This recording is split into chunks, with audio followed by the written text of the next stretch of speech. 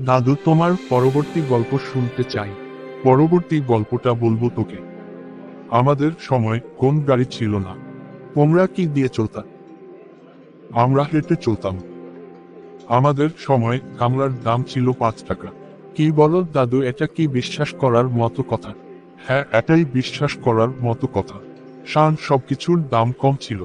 টাটকা শাকসবজি খাইতাম। আমাদের সময় মানুষের মধ্যে মানবতা, ভাইহাস্তের মধ্যে ভালোবাসা, আন্তরিকতা ছিল। এক জাস্ট ফ্যামিলি ছিলাম। আমাদের সময় মানুষকেও তো ঠকানোর ধান্দা ছিল না। আমাদের সময় তো মানুষকে কাকে ঠকাবে সেই তালে থাকে।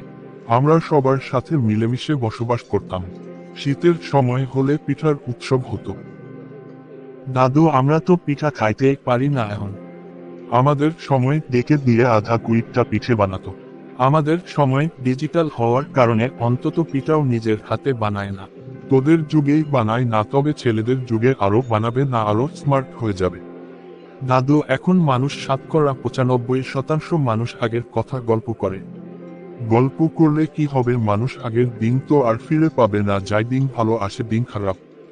আমরা কত মাঠে বল খেলতাম। তোরাও কিছু খেলায় চশমা মাঠে বল।